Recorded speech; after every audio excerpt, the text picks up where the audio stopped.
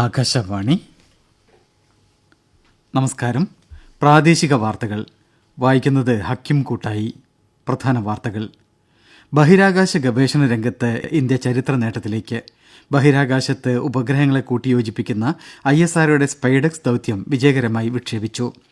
വയനാട് മുണ്ടക്കൈ ദുരന്തം അതിതീവ്ര ദുരന്തമായി കേന്ദ്രം പ്രഖ്യാപിച്ചു. MT വാസുദേവൻ നായർക്ക് ആദരമർപ്പിക്കാൻ സാംസ്കാരിക വകുപ്പ് സംഘടിപ്പിക്കുന്ന അനുസ്മരണ സമ്മേളനം മുഖ്യമന്ത്രി പിണറായി വിജയൻ വൈകിട്ട് തിരുവനന്തപുരത്ത് ഉദ്ഘാടനം ചെയ്യും.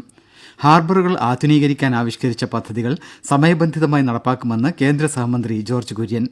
പുത്തൻ പ്രതീക്ഷകളുമായി പുതുവർഷത്തെ വരവേൽക്കാൻ നാടും നഗരവും ഒരുങ്ങി. സന്തോഷ് ട്രോഫി ഫുട്ബോൾ ഫൈനലിൽ കേരളം ഇന്ന് ബംഗാളിനെ നേരിടും. വാർത്തകൾ വിശദമായി. ബഹിരാകാശ ഗവേഷണ രംഗത്ത് ഇന്ത്യ ചരിത്ര നേട്ടത്തിലേക്ക്. ബഹിരാകാശത്ത് ഉപഗ്രഹങ്ങളെ കൂട്ടിയോജിപ്പിക്കുന്ന ISROയുടെ സ്പേസ് ഡോക്കിംഗ് എക്സ്പെരിമെന്റ് സ്പൈഡെക്സ് ദൗത്യം ഇന്നലെ രാത്രി വിജയകരമായി വിക്ഷേപിച്ചു. ശ്രീഹരിക്കോട്ടയിലെ സതീഷ് ധവാൻ ബഹിരാകാശ കേന്ദ്രത്തിൽ നിന്ന് സ്പേസ് ഡോക്കിംഗ് പരീക്ഷണത്തിന് സഹായിക്കുന്ന 2 ബഹിരാകാശ പേടകങ്ങളുമായി ISROയുടെ PSLV C-60 റോക്കറ്റ് ബഹിരാകാശത്തേക്ക് കുതിച്ചു. ന്യൂസ് ഡെസ്കിൽ നിന്ന് കൂടുതൽ വിവരങ്ങൾ. ചേസർ എന്ന് വിളിക്കുന്ന SDX-01, ടാർഗറ്റ് എന്ന് വിളിക്കുന്ന SDX-02 എന്നീ 2 ഉപഗ്രഹങ്ങളെയാണ് ISRO വിജയകരമായി ഭൗമ ഭ്രമണപഥത്തിലെത്തിച്ചത്. അടുത്ത 10 ദിവസത്തിനുള്ളിൽ ഇരട്ട ഉപഗ്രഹങ്ങൾ ഒത്തുചേരുന്ന ബഹിരാകാശ ഡോക്കിംഗ് നടത്തും. ചാന്ദ്ര പര്യവേക്ഷണങ്ങളും ഭാരതീയ അന്തരീക്ഷ സ്റ്റേഷനും ഉൾപ്പെടെ ഭാവി ദൗത്യങ്ങൾക്ക് നിർണായക ശേഷിയായ നൂതനമായ ഇൻസ്പേസ് ഡോക്കിംഗ് സാങ്കേതികവിദ്യയും സ്പാഡെക്സ് ലക്ഷ്യമിടുന്നു. ഓർബിറ്റൽ ഡോക്കിംഗിൽ ഇന്ത്യയുടെ കഴിവുകൾ വികസിപ്പിക്കുന്നതിന് നിർണായക ചുവടുവെപ്പാണ് സ്പാഡെക്സ് ദൗത്യം. ഈ ദൗത്യത്തിന്റെ വിജയകരമായ പൂർത്തീകരണം ബഹിരാകാശത്ത് സങ്കീർണമായ പ്രവർത്തനങ്ങൾ നടത്താൻ ISROയുടെ കഴിവ് വർദ്ധിപ്പിക്കുകയും ഭാവിയിലെ അന്തർഗ്രഹ ദൗത്യങ്ങൾക്ക് അടിത്തറയിടുകയും ചെയ്യും. വിജയകരമായ വിക്ഷേപണത്തിനു ശേഷം 2 ഉപഗ്രഹങ്ങളുടെയും പാനലുകൾ വിജയകരമായി വിന്യസിച്ചതായി ISRO ചെയർമാൻ S. സോമനാഥ് അറിയിച്ചു. അടുത്ത ഏതാനും ദിവസങ്ങൾക്കുള്ളിൽ SDX-01, SDX-02 ഉപഗ്രഹങ്ങൾ 20 കിലോമീറ്റർ സഞ്ചരിക്കുമെന്ന് അദ്ദേഹം പറഞ്ഞു. തുടർന്ന് 2 ഉപഗ്രഹങ്ങളും അടുത്തുവരികയും ബഹിരാകാശത്ത് ഒരുമിച്ച് ഡോക്ക് ചെയ്യുകയും ചെയ്യുമെന്നും ISRO ചെയർമാൻ അറിയിച്ചു. മുണ്ടക്കൈ ദുരന്തം അതിതീവ്ര ദുരന്തമായി കേന്ദ്ര ഗവൺമെന്റ് പ്രഖ്യാപിച്ചു.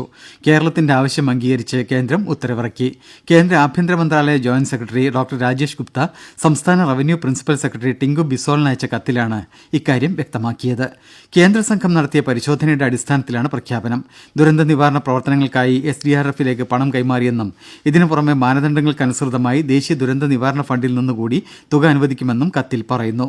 മുണ്ടക്കൈ ചുരൽമല പുനരധിവാസ പുനർനിർമ്മാണ പ്രവർത്തനങ്ങളിൽ കേന്ദ്ര പ്രഖ്യാപനം സംസ്ഥാനത്തിന് ഏറെ സഹായകരമാകും. വയനാട് ദുരന്തത്തെ അതിതീവ്ര ദുരന്തമായി പ്രഖ്യാപിക്കാൻ ആഭ്യന്തരമന്ത്രി അമിത്ഷാ തീരുമാനമെടുത്തതിൽ സന്തോഷമുണ്ടെന്ന് വയനാട് MP പ്രിയങ്ക ഗാന്ധി പറഞ്ഞു. പുനരധിവാസത്തെ ഇത് ഏറെ സഹായിക്കുമെന്നും ശരിയായ ദിശയിലേക്ക് ചുവടുവെപ്പാണെന്നും അവർ സാമൂഹിക മാധ്യമ പോസ്റ്റിൽ അറിയിച്ചു. ഇതിന് മതിയായ ഫണ്ട് എത്രയും വേഗം അനുവദിക്കാൻ കഴിയുമെങ്കിൽ നാം എല്ലാവരും നന്ദിയുള്ളവരായിരിക്കുമെന്നും പ്രിയങ്ക അറിയിച്ചു. MT വാസുദേവൻ നായർക്ക് ആദരമർപ്പിക്കാൻ സാംസ്കാരിക വകുപ്പ് സംഘടിപ്പിക്കുന്ന അനുസ്മരണ സമ്മേളനം മുഖ്യമന്ത്രി പിണറായി വിജയൻ വൈകിട്ട് തിരുവനന്തപുരത്ത് ഉദ്ഘാടനം ചെയ്യും. ടാഗോർ തിയേറ്ററിൽ ചേരുന്ന സമ്മേളനത്തിൽ മന്ത്രിമാരും ജനപ്രതിനിധികളും സാഹിത്യരംഗത്തെ പ്രമുഖരും MTയെ അനുസ്മരിക്കും. തുടർന്ന് സംഗീതാർച്ചനയും ഉണ്ടായിരിക്കും. പുസ്തക പ്രദർശനം, ഫോട്ടോ പ്രദർശനം, 1973 ദേശീയ സംസ്ഥാന പുരസ്കാരങ്ങൾ നേടിയ നിർമ്മാല്യം സിനിമയുടെ പ്രദർശനം എന്നിവയും പരിപാടിയുടെ ഭാഗമായി സംഘടിപ്പിച്ചിട്ടുണ്ട്. 92ാമത് ശിവഗിരി തീർത്ഥാടന മഹാസമ്മേളനം മുഖ്യമന്ത്രി പിണറായി വിജയൻ രാവിലെ ഉദ്ഘാടനം ചെയ്യും. തീർത്ഥാടനത്തോടനുബന്ധിച്ച് നടക്കുന്ന കൃഷി, കൈത്തൊഴിൽ, വ്യവസായ, ടൂറിസം സമ്മേളനം കേന്ദ്രമന്ത്രി ഗജേന്ദ്ര സിംഗ് ഷെഖാവത്ത് ഉച്ചകഴിഞ്ഞ് ഉദ്ഘാടനം ചെയ്യും. ഹാർബറുകൾ ആധുനീകരിക്കാനും മത്സ്യത്തൊഴിലാളികൾക്ക് കൂടുതൽ സൗകര്യങ്ങൾ ഏർപ്പെടുത്താനുമായി ആവിഷ്കരിച്ച പദ്ധതികൾ സമയബന്ധിതമായി നടപ്പാക്കുമെന്ന് കേന്ദ്ര സഹമന്ത്രി ജോർജ് കുര്യൻ പറഞ്ഞു. കൊയിലാണ്ടി, പുതിയാപ്പ ഹാർബറുകൾ സന്ദർശിച്ച ശേഷം സംസാരിക്കുകയായിരുന്നു അദ്ദേഹം. പ്രധാനമന്ത്രി മത്സ്യസമ്പദാ യോജന പ്രകാരം നരേന്ദ്രമോദി ഗവൺമെന്റ് തീരദേശ മേഖലയിൽ നടപ്പാക്കിവരുന്ന നീലവിപ്ലവം മത്സ്യബന്ധന മേഖലയിൽ വൻ പരിവർത്തനമുണ്ടാക്കുമെന്നും ജോർജ് കുര്യൻ അഭിപ്രായപ്പെട്ടു. കൊച്ചി കലൂർ സ്റ്റേഡിയത്തിൽ നൃത്തപരിപാടി ഉദ്ഘാടന വേളയിലുണ്ടായ അപകടത്തിൽ പരിക്കേറ്റ് ചികിത്സയിൽ കഴിയുന്ന തൃക്കാക്കര MLA ഉമാ തോമസിനെ നിയമസഭാ സ്പീക്കർ AN ഷംസീർ സന്ദർശിച്ചു. മെഡിക്കൽ സംഘവുമായി സംസാരിച്ച സ്പീക്കർ MLAയുടെ ആരോഗ്യ വിവരങ്ങൾ ആരായുകയും ഏറ്റവും മികച്ച ചികിത്സ ഉറപ്പുവരുത്തണമെന്ന് നിർദ്ദേശിക്കുകയും ചെയ്തു. KSRTCയുടെ നൂതന സംരംഭമായ KSRTC royal view double decker service ഇന്ന് മന്ത്രി KB ഗണേഷ് കുമാർ തിരുവനന്തപുരത്ത് ഫ്ളാഗ് ഓഫ് ചെയ്യും. യാത്രക്കാർക്ക് നഗരക്കാഴ്ച പൂർണ്ണമായും ആസ്വദിക്കാൻ കഴിയുന്ന തരത്തിൽ ട്രാൻസ്പെറന്റ് ഡബിൾ ഡെക്കർ ബസ് മൂന്നാറിലായിരിക്കും സർവീസ് നടത്തുക. വന്യജീവികൾ ജനവാസ മേഖലകളിൽ ഇറങ്ങുന്നത് തടയുന്നതിനും ഇറങ്ങിയാൽ സംഘർഷം പരമാവധി ലഘൂകരിക്കുന്നതിനും കോഴിക്കോട് വനം ഡിവിഷനിൽ ബഹുമുഖ പദ്ധതികൾ ഗവൺമെന്റ് നടപ്പാക്കി വരുന്നതായി മന്ത്രി എ കെ ശശീന്ദ്രൻ വ്യക്തമാക്കി. കോഴിക്കോട് ജില്ലയിൽ 63.5 കിലോമീറ്റർ സൗരോർജ്ജ വേലി സ്ഥാപിക്കുന്നതും പെരുവണ്ണാമൂഴി ഫോറസ്റ്റ് സ്റ്റേഷനിൽ വനിതാ ജീവനക്കാർക്കായി നിർമ്മിച്ച ലേഡീസ് ബാരക് കെട്ടിടവും ഉൾപ്പെടെ 4 പദ്ധതികളുടെ ഉദ്ഘാടനം നിർവഹിക്കുകയായിരുന്നു മന്ത്രി. കക്കാടംപൊയിൽ, വയലാട് എന്നിവിടങ്ങളിൽ പുതുതായി ഇക്കോ ടൂറിസം കേന്ദ്രങ്ങൾ ആരംഭിക്കുന്നതിന് അനുമതി ലഭ്യമാക്കിയതായും മന്ത്രി പറഞ്ഞു. പ്രാദേശിക വാർത്തകളാണ് കേൾക്കുന്നത്. പുത്തൻ പ്രതീക്ഷകളുമായി പുതുവർഷത്തെ വരവേൽക്കാൻ നാടും നഗരവും ഒരുങ്ങി. ഓരോ പുതിയ തുടക്കവും പ്രതീക്ഷകളുടേതും പ്രത്യാശയുടേതുമാണ്.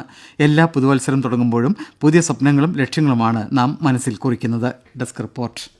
ഇന്ത്യൻ സമയം ഉച്ചയ്ക്ക് 3:30 കിരിബാത്തി ദ്വീപിലാണ് ആദ്യം പുതുവർഷം പിറക്കുക. 4:30 ന്യൂസിലാൻഡിലും 6:30 ഓസ്ട്രേലിയയിലെ സിഡ്നിയിലും പുതുവർഷമെത്തും. 8:30 ജപ്പാനും 9:30 ചൈനയും പുതുവർഷത്തെ വരവേൽക്കും. ഏറ്റവും ഒടുവിൽ പുതുവർഷമെത്തുന്നത് അമേരിക്കയിലെ ജനവാസമില്ലാത്ത ബേക്കർ ദ്വീപ്, ഹൌലാൻഡ് ദ്വീപ് എന്നിവിടങ്ങളിലാണ്. പുതുവത്സരാഘോഷവേളയിൽ ക്രമസമാധാനവും സ്വൈര്യജീവിതവും ഉറപ്പാക്കുന്നതിന് കർശന നടപടി സ്വീകരിക്കാൻ സംസ്ഥാന പോലീസ് മേധാവി എല്ലാ ജില്ലാ പോലീസ് മേധാവിമാർക്കും നിർദ്ദേശം നൽകി. പ്രധാന വിനോദസഞ്ചാര കേന്ദ്രങ്ങളിലും ആളുകൾ കൂടുതലായി കൂടുന്ന ഇടങ്ങളിലും ഡ്രോൺ നിരീക്ഷണം ശക്തമാക്കും. ഗതാഗത നിയമങ്ങൾ ലംഘിക്കുന്നവർക്കെതിരെ കർശന നടപടി സ്വീകരിക്കും. മദ്യപിച്ച് വാഹനമോടിക്കുക, അമിതവേഗം, അശ്രദ്ധയോടെ വാഹനമോടിക്കുക, പ്രായപൂർത്തിയാകാത്തവരുടെ ഡ്രൈവിംഗ്, അഭ്യാസ പ്രകടനങ്ങൾ എന്നിവ ബോർഡ് സീലിംഗിലൂടെയും കർശന വാഹന പരിശോധനയിലൂടെയും തടയും. പുതുവത്സരത്തോടനുബന്ധിച്ച് ഫോർട്ട് കൊച്ചി പരേഡ് ഗ്രൌണ്ടിൽ പാപ്പാഞ്ഞിയെ കത്തിക്കുന്ന ചടങ്ങ് ഇന്ന് അർദ്ധരാത്രി ഉണ്ടാവില്ല. മുൻ പ്രധാനമന്ത്രി ഡോക്ടർ മൻമോഹൻ സിംഗിന്റെ നിര്യാണത്തെ തുടർന്ന് നാളെ വരെ ദേശീയ ദുഃഖാചരണം പ്രഖ്യാപിച്ച സാഹചര്യത്തിലാണ് ഇത്. എന്നാൽ ഹൈക്കോടതി അനുമതി ലഭിച്ചതിനെ തുടർന്ന് ഗാല ഡി കൊച്ചി എന്ന സംഘടനയുടെ നേതൃത്വത്തിൽ ഫോർട്ട് കൊച്ചി വെളി ഗ്രൌണ്ടിൽ ഇന്ന് അർദ്ധരാത്രി പാപ്പാഞ്ഞി കത്തിക്കൽ ചടങ്ങ് നടക്കും. തൃക്കാക്കര കാർണിവലിന്റെ ഭാഗമായി NGO ക്വാർട്ടേഴ്സ് ജംഗ്ഷനിൽ സ്ഥാപിച്ച 40 അടി ഉയരം വരുന്ന പാപ്പാഞ്ഞിയെയും ഇന്ന് അർദ്ധരാത്രിയോടെ കത്തിക്കും. പുതുവത്സരത്തോടനുബന്ധിച്ച് പോലീസ് ഫോർട്ട് കൊച്ചി ഉൾപ്പെടെ നഗരത്തിന്റെ വിവിധ ഭാഗങ്ങളിൽ സുരക്ഷാ സംവിധാനം ശക്തിപ്പെടുത്തി. പുതുവത്സരത്തോടനുബന്ധിച്ച് കൊച്ചി വാട്ടർ മെട്രോ ഉച്ചയ്ക്ക് ശേഷം 10 മിനിറ്റ് ഇടവിട്ട് വൈകുന്നേരം 7 വരെ ഫോർട്ട് കൊച്ചിയിലേക്ക് സർവീസ് നടത്തും. ഫോർട്ട് കൊച്ചിയിലേക്ക് ഉച്ചയ്ക്ക് ശേഷം 10 മിനിറ്റ് വരെ ഇടവേളയിലാവും സർവീസ്. വൈപ്പിനിലേക്ക് സാധാരണ സർവീസ് രാത്രിയിലും തുടരും. രാത്രി 11:30 ശേഷം വൈപ്പിനിൽ നിന്നും ഹൈക്കോടതി ജെട്ടിയിലേക്ക് 10 മിനിറ്റിൽ താഴെ ഇടവേളകളിൽ സർവീസ് ഉണ്ടാകും. ഇത് പുലർച്ചെ 4:30 വരെയോ തിരക്ക് തീരുന്നതുവരെയോ തുടരുമെന്ന് കൊച്ചി വാട്ടർ മെട്രോ അറിയിച്ചു. കോഴിക്കോട്ട് വൈകിട്ട് 5 മുതൽ ഗാന്ധി റോഡിനും വലിയങ്ങാടി ജംഗ്ഷനുമിടയിൽ വാഹനഗതാഗതം അനുവദിക്കില്ല. ബീച്ചിലേക്ക് വരുന്നവർ നാളെ പുലർച്ചെ 1 മണിക്കകം തിരിച്ചു പോകണമെന്നും പോലീസ് അറിയിച്ചു. പുതുവത്സരാഘോഷങ്ങൾ അതിരുകടക്കാതിരിക്കാൻ കണ്ണൂർ ജില്ലയിൽ വാഹന പരിശോധന കർശനമാക്കി. 78ാമത് സന്തോഷ് ട്രോഫി ഫുട്ബോൾ ഫൈനലിൽ കേരളം ഇന്ന് ബംഗാളിനെ നേരിടും. ഹൈദരാബാദ് ബാലയോഗി സ്റ്റേഡിയത്തിൽ വൈകിട്ട് 7:30-ക്കാണ് മത്സരം. സെമിയിൽ മണിപ്പൂരിനെ 1-5 ഗോളിന് തോൽപ്പിച്ചാണ് കേരളം ഫൈനലിൽ എത്തിയത്. 16ാം തവണയാണ് കേരളം സന്തോഷ് ട്രോഫി ഫൈനലിൽ കളിക്കുന്നത്. നിലവിൽ ചാമ്പ്യന്മാരായ സർവീസസിനെ 2-4 ഗോളിന് തോൽപ്പിച്ച് ഫൈനലിലെത്തിയ ബംഗാളിന്റെ 48ാം ഫൈനൽ മത്സരമാണിത്. ISL ഫുട്ബോളിൽ നോർത്ത് ഈസ്റ്റ് യുണൈറ്റഡിന് ജയം. മുംബൈയിൽ നടന്ന മത്സരത്തിൽ ഏകപക്ഷീയമായ 3 ഗോളിനാണ് മുംബൈ സിറ്റിയെ നോർത്ത് ഈസ്റ്റ് യുണൈറ്റഡ് പരാജയപ്പെടുത്തിയത്. 39ാമത് ദേശീയ സീനിയർ ഫെൻസിംഗ് ചാമ്പ്യൻഷിപ്പിന് ഇന്ന് കണ്ണൂരിൽ തുടക്കമാവും. മുണ്ടയാട് ഇൻഡോർ സ്റ്റേഡിയത്തിൽ രാവിലെ മന്ത്രി രാമചന്ദ്രൻ കടന്നപ്പള്ളി ഉദ്ഘാടനം ചെയ്യും. കൂടുതൽ വിവരങ്ങളുമായി ആകാശവാണി ജില്ലാ പ്രതിനിധി KO ശശിധരൻ. കേരള സ്പോർട്സ് കൌൺസിലിന്റെ സഹകരണത്തോടെ നടക്കുന്ന ചാമ്പ്യൻഷിപ്പിൽ 26 സംസ്ഥാനങ്ങളിലെയും കേന്ദ്രഭരണ പ്രദേശങ്ങളിലെയും സർവീസസിന്റെയും ടീമുകൾ പങ്കെടുക്കുന്നുണ്ട്. ഒളിമ്പ്യൻ ഭവാനി ദേവി ഉൾപ്പെടെയുള്ളവർ മത്സരത്തിൽ പങ്കെടുക്കാനായി എത്തും. ഇൻഡോർ സ്റ്റേഡിയത്തിൽ പ്രത്യേകം സജ്ജീകരിച്ച 13 പിസ്റ്റുകളിലാണ് മത്സരങ്ങൾ നടക്കുക. എപ്പെ, സാബർ, ഫോയൽ വിഭാഗത്തിൽ ടീം മത്സരങ്ങളും വ്യക്തിഗത മത്സരങ്ങളും ഉണ്ടായിരിക്കും. രാവിലെ 9 മണി മുതൽ വൈകിട്ട് 7 മണി വരെയാണ് മത്സരങ്ങൾ. ജനുവരി 3 വരെ നടക്കുന്ന ചാമ്പ്യൻഷിപ്പിൽ 700ഓളം കായിക താരങ്ങളാണ് മത്സരിക്കാനെത്തുന്നത്. വികസനത്തോടൊപ്പം നാടിന്റെ സാമ്പത്തിക ഭദ്രത ഉറപ്പാക്കിയ നേതാവായിരുന്നു മുൻ പ്രധാനമന്ത്രി ഡോക്ടർ മൻമോഹൻ സിംഗ് എന്ന് KPCC പ്രസിഡന്റ് K സുധാകരൻ പറഞ്ഞു. കണ്ണൂർ ജില്ലാ കോൺഗ്രസ് കമ്മിറ്റി സംഘടിപ്പിച്ച സർവകക്ഷി അനുശോചന യോഗത്തിൽ സംസാരിക്കുകയായിരുന്നു അദ്ദേഹം. പ്രധാന വാർത്തകൾ വീണ്ടും. ബഹിരാകാശ ഗവേഷണ രംഗത്ത് ഇന്ത്യ ചരിത്ര നേട്ടത്തിലേക്ക്. ബഹിരാകാശത്ത് ഉപഗ്രഹങ്ങളെ കൂട്ടിയോജിപ്പിക്കുന്ന ISROയുടെ സ്പൈഡെക്സ് ദൌത്യം വിജയകരമായി വിക്ഷേപിച്ചു. വയനാട് മുണ്ടക്കൈ ദുരന്തം അതിതീവ്ര ദുരന്തമായി കേന്ദ്രം പ്രഖ്യാപിച്ചു. MT വാസുദേവൻ നായർക്ക് ആദരമർപ്പിക്കാൻ സാംസ്കാരിക വകുപ്പ് സംഘടിപ്പിക്കുന്ന അനുസ്മരണ സമ്മേളനം മുഖ്യമന്ത്രി പിണറായി വിജയൻ വൈകിട്ട് തിരുവനന്തപുരത്ത് ഉദ്ഘാടനം ചെയ്യും.